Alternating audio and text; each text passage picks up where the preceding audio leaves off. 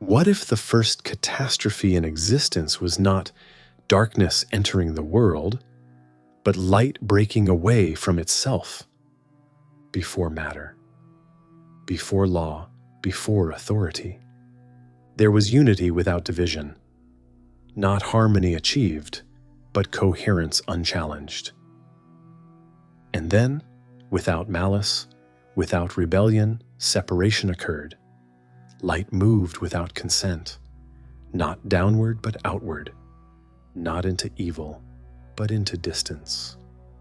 The Apocryphon of John describes Sophia acting without the consent of the Spirit. This is not a moral failure, it is a fracture, a movement that could not be reversed. From that moment, something existed without reference to the whole. Separation does not announce itself as disaster. It feels like independence, like initiative, like creation, beginning. But what breaks from unity loses orientation. Light no longer reflects itself fully. Coherence thins. This is where concealment begins. Not imposed yet, but made possible. Once light stands apart, it can be misunderstood. Once unity fractures, ignorance can emerge. Authority will come later, control will follow. But the condition that allows them begins here. You are not witnessing redemption's prelude. You are standing at the origin of irreversible loss. Separation is never neutral.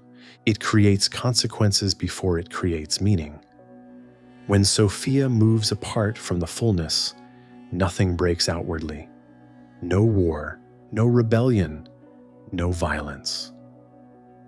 That is what makes the fracture so dangerous.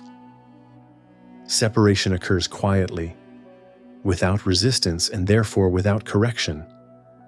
Light extends beyond unity and for the first time exists without total reference. This is not independence. It is exposure. The Apocryphon of John is precise. Sophia acts without the consent of the Spirit. Consent matters here because unity is not enforced. It is relational. To act without consent is not to sin, but to sever alignment. Once alignment is lost, orientation collapses. From this moment, light can no longer verify itself. What separates from unity does not immediately become dark. It becomes unstable, directionless, vulnerable to misrecognition. Separation introduces the first asymmetry in existence. Something now exists that does not fully know where it comes from. This is the true beginning of conflict, not between good and evil, but between coherence and fragmentation. Once separation occurs, hierarchy becomes possible, not yet enforced, but conceivable. Something can now stand below something else. Distance creates gradation. Gradation creates comparison. Comparison eventually creates authority. But first, there is loss of control. Light outside unity cannot govern what follows. Sophia does not oversee the consequences of separation. She cannot. What emerges next does not answer upward. It develops in isolation, interpreting existence without full context. Separation strips light of its ability to regulate what arises from it. This is how ignorance becomes possible before it becomes powerful. The fracture does not generate fear immediately. It generates uncertainty. And uncertainty demands structure. Something must define boundaries. Something must claim position. Something must declare order. But these responses do not originate from wisdom. They originate from absence. Separation creates a vacuum. Into that vacuum will step authority without knowledge, power without origin, rule without reference. But none of that can occur until separation stabilizes into distance. This is why later systems would recast this moment as error, disobedience, or fall. Moral language disguises the real danger. The danger is not wrongdoing, it is detachment. Once light exists apart, it can be interpreted, contained, and eventually controlled. What follows is not accidental, it is procedural. Sophia does not descend to be punished, she separates. And separation sets the stage for everything that must now be managed, governed, and enforced. Loss does not announce itself as theft. It feels like distance becoming normal. Once separation occurs, something subtle but irreversible follows. Light no longer carries the fullness of itself, not because it has been taken, but because it has moved beyond alignment. What is lost is not substance, it is coherence. And coherence, once broken, cannot be restored by intention. Sophia does not witness the loss immediately. There is no sudden collapse, no visible absence. Separation creates a delay. Light continues to move, to generate, to express. But it does so without full reference, meaning thins, direction weakens. What was once implicit must now be asserted. This is where vulnerability begins. Loss introduces exposure. Light outside unity becomes susceptible to interpretation. What once knew itself by participation now seeks definition through contrast. Something must explain where it stands. Something must name what it is. In this gap, authority becomes conceivable. Not yet present, but anticipated. Loss destabilizes certainty. The Apocryphon of John does not describe this moment as punishment. It describes consequence. Once separation occurs, what emerges does so without the guidance of the whole. The light that extends outward does not fall into darkness. It drifts into partial awareness. And partial awareness mistakes itself for completeness. This is how ignorance forms before it governs. Loss does not remove light. It removes orientation. Without orientation, power becomes reactive. Creation begins to compensate. Structure appears not to reveal truth, but to manage instability.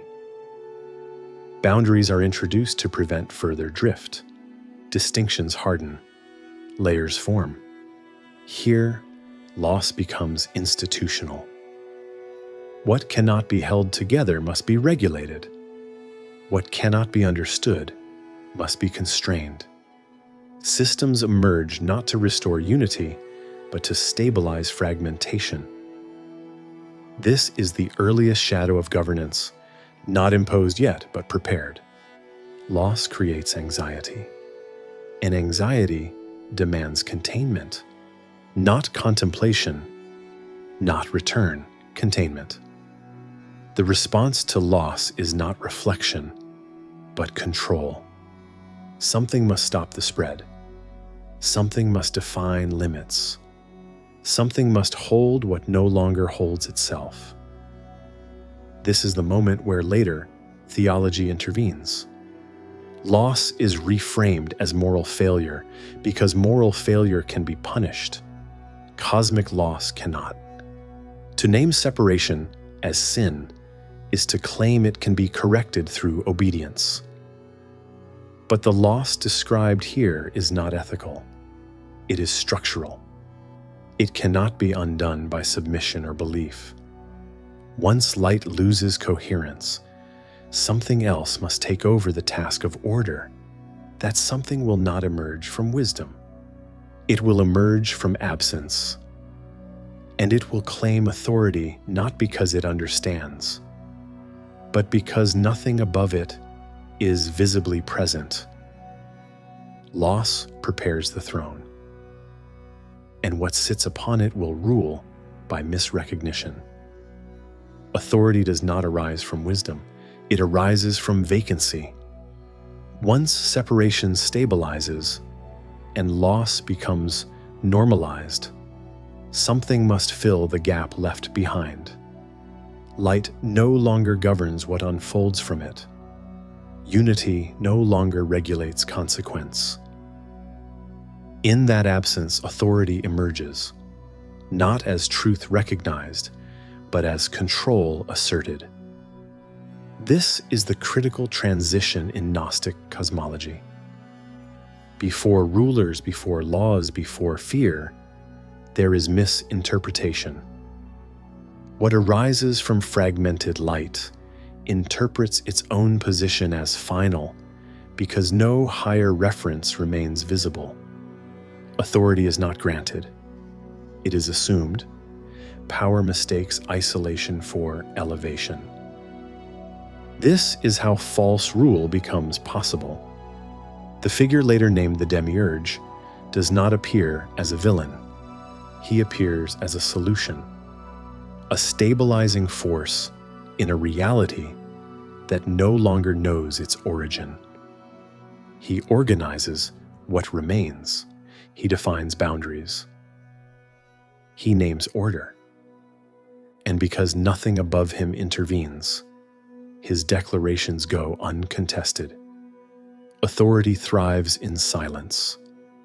What follows is not immediate oppression, but consolidation. Structure hardens, roles form, hierarchies emerge. Authority claims necessity because instability feels dangerous. The system does not present itself as tyrannical, it presents itself as protective. But protection without understanding becomes containment. The Demiurge does not know that his authority is derivative. He governs a fragment and calls it totality. He enforces limits and calls them cosmic law. His ignorance is not weakness. It is confidence without awareness. And that confidence allows rule to persist unchallenged. This is where separation becomes political. Once authority defines itself as ultimate, anything beyond its scope must be denied, not debated, denied. The idea of a higher source becomes a threat to coherence. Memory becomes dangerous. Insight becomes destabilizing. Authority now exists to preserve itself, not to reflect truth. The Apocryphon of John later records the ruler proclaiming, "I am God, and there is no other beside me." This declaration does not originate here, but its conditions do. Authority without reference always reaches this conclusion. Sophia does not oppose this authority. She cannot. Separation has removed the mechanism of correction. Light no longer intervenes directly. What rules now does so because nothing interrupts its claim.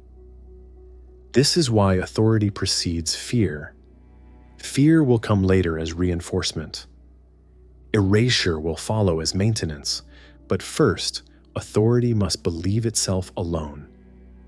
Once that belief stabilizes, it becomes law. The tragedy is not that authority exists. It is that it exists without memory of origin. And from that amnesia, a world will soon be governed.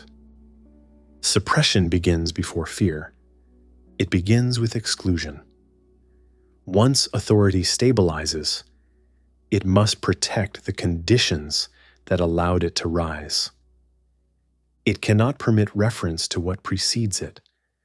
Anything that points beyond the established order threatens its legitimacy. So suppression becomes structural, not reactionary. It is built into how reality is organized. This is where separation reveals its second consequence. What emerged from fractured light now governs through limitation. Authority defines what may exist, what may be known, and what may be spoken, not through overt violence at first, but through narrowing. Reality is simplified. Complexity is treated as instability. Depth is treated as risk. Suppression does not announce itself as force.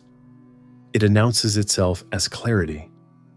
The system teaches what matters by omission. Certain questions are never raised.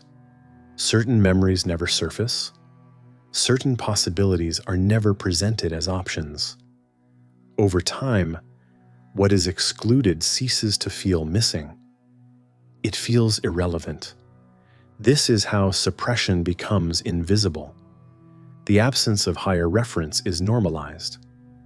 The idea that light once existed in unity is treated as incoherent or dangerous. What cannot be integrated into the system's logic is labeled error. What cannot be controlled is denied. Authority does not need to argue against what it suppresses. It only needs to prevent access.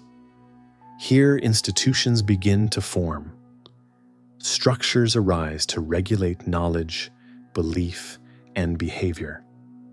Not yet through terror, but through permission. What is permitted survives. What is not permitted fades. Suppression operates by managing visibility. It decides what can be seen and what must remain hidden.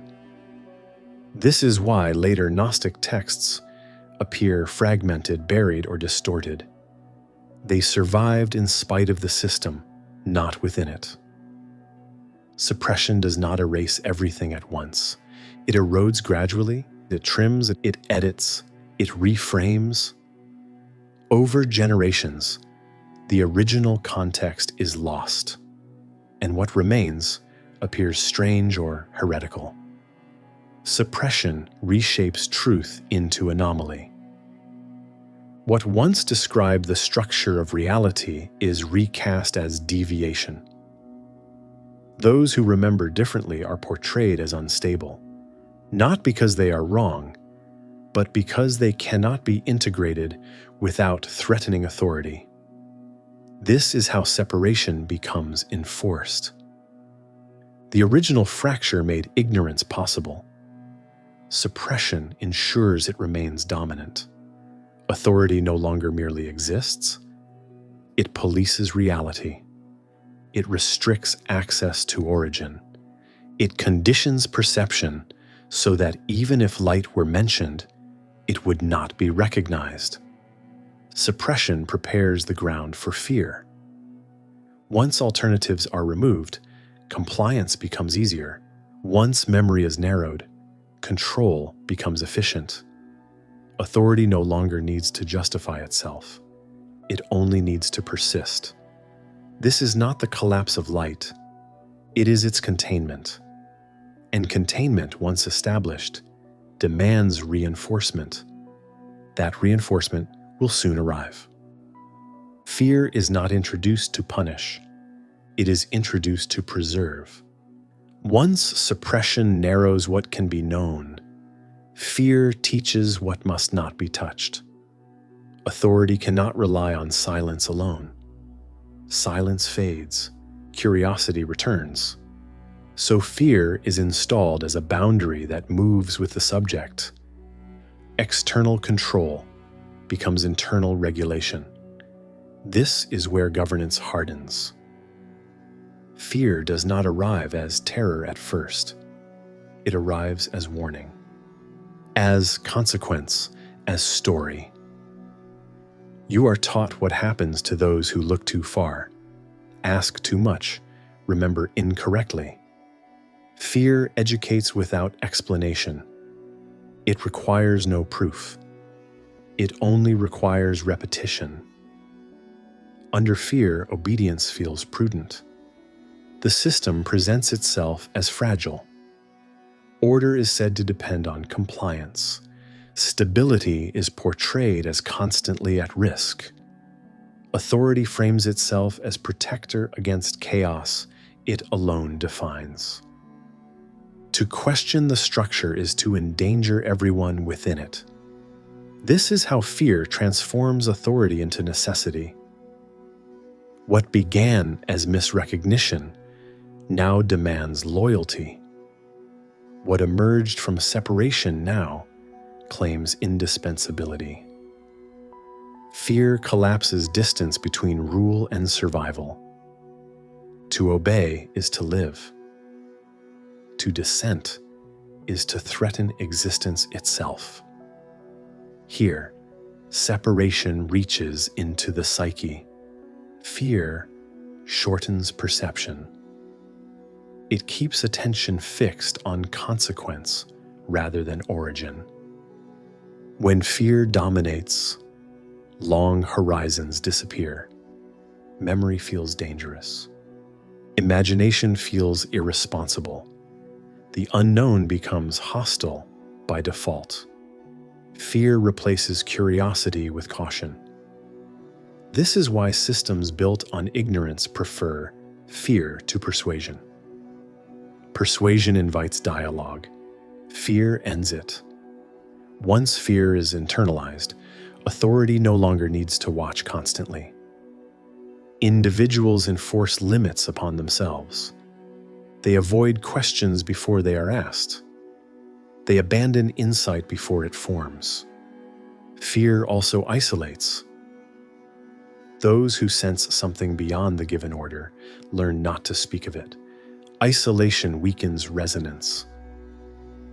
Without shared recognition, insight appears personal, unstable, or delusional. Fear ensures that even when memory stirs, it remains solitary. This is not accidental. Fear is the mechanism that converts separation into permanence. It ensures that the original fracture cannot be traced backward. Even if light is glimpsed, fear ensures it will not be followed. Under fear, the world feels closed but survivable. That is enough. Sophia's separation made ignorance possible. Suppression made it structural. Fear makes it self-sustaining. And once fear governs perception, something more efficient than force becomes possible. Control no longer needs to be imposed. It can be normalized.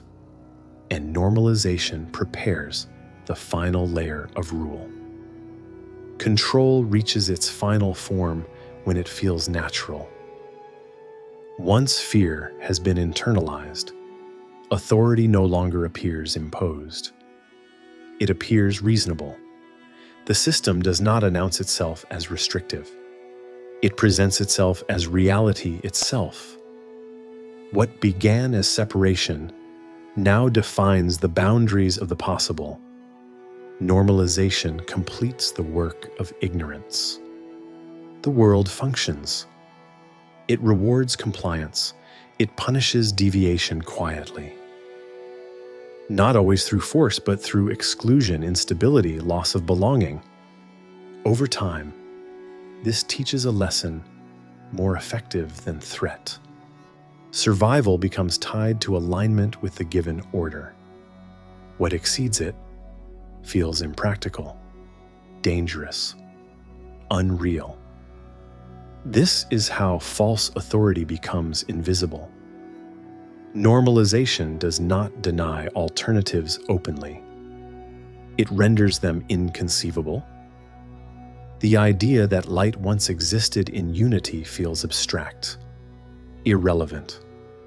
Those who speak of origin sound detached from reality, not because they are incoherent, but because the system has trained perception to reject what it cannot contain. Here, ignorance becomes cultural. Language adapts to it. Stories reinforce it. Institutions stabilize around it. Education transmits it.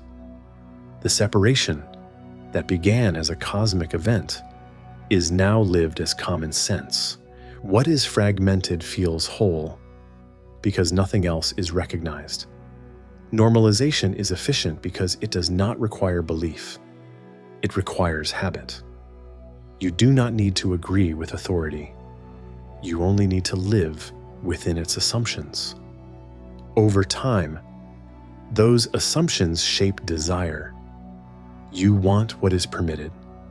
You distrust what exceeds the frame. You protect the system that protects you. This is why resistance feels exhausting. To question normalization is to step outside the rhythms that sustain daily life. It risks uncertainty, instability, isolation. The system does not need to silence dissent aggressively. It allows the cost of deviation to do the work. Sophia does not intervene here. Separation has already removed that possibility. Light outside unity cannot override normalization from within it. What unfolds now does so automatically. Layer upon layer of reality forms, each reinforcing the last. Matter will come. Rule will harden. Archons will appear as administrators of this order. But all of it rests on this condition. Normalization makes separation permanent. The fracture no longer feels like a wound. It feels like the way things are. And once that happens, ignorance no longer needs to claim authority. It is authority. And anything that does not conform will be treated as unreal. What began as separation now feels like structure. Sophia's movement did not create darkness. It created distance. And distance, once normalized, became the condition under which everything else arose. Authority followed, fear followed, control followed. None of them were inevitable at the moment of separation, but once light lost coherence, they became possible, then probable, then permanent. Sophia is not condemned in Gnostic memory. She is not redeemed either. Her act is not healed. It is endured. Separation does not resolve itself simply because it is understood. The fracture remains. Its consequences continue to unfold. This is why Gnostic texts do not offer comfort here. They do not promise restoration of the original unity through obedience, belief, or submission. They describe recognition instead, not as salvation, but as exposure. A seeing that does not repair the world, but reveals why it is structured as it is. Matter, rule, and layered authority will follow this fracture. They will appear solid, necessary, even benevolent. But they arise downstream from loss, not from fullness. Their legitimacy depends on forgetting where separation began. Something within you resists that forgetting. Not loudly, not heroically, quietly, as unease, as pressure, as the sense that reality functions while withholding something essential. This is not rebellion. It is memory without language. If that pressure stirs, do not rush to resolve it. Resolution belongs to systems of control. Recognition does not close what separation opened. The light was never lost, only waiting to be remembered.